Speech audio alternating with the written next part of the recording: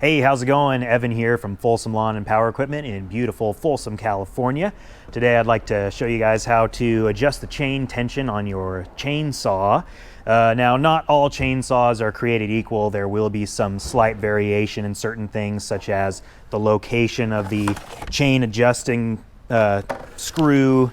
Some places have it right there. Some saws will have it over here.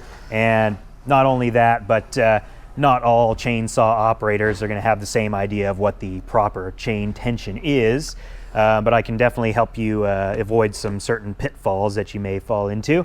Now, when your saw is running full throttle and that chain's spinning at full speed, what that's going to do, your chain's going to want to become a perfect circle, and so that's going to put some increased wear on the tip of the bar right there and the sprocket behind the chain cover there. And the tighter the chain is, the more pressure that's going to cause, which could cause some increased premature wear if that's too tight. On the other side of things, if the chain's way too loose, you run the risk of throwing a chain. You definitely don't want that.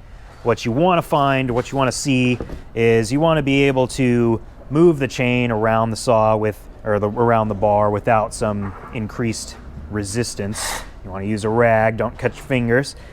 Just like that. You also want to see that the chain will snap back into the bar when lightly pulled out like that. If you're looking at your saw and you got some drooping in the chain there on the bottom of the bar, that's way too loose. You don't want that.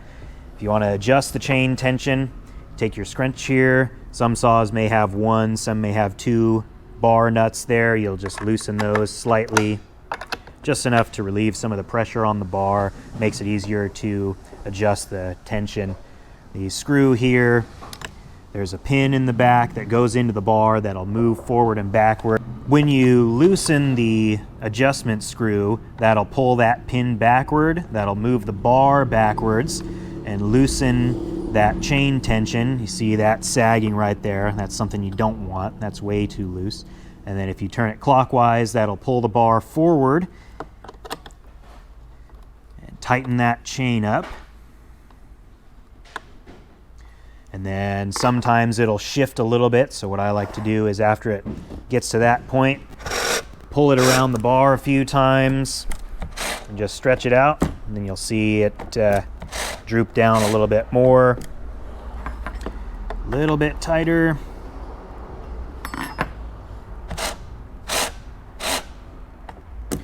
That's about good right there. Snap right back.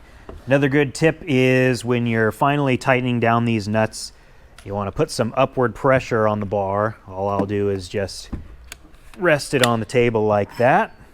Give those the final tighten.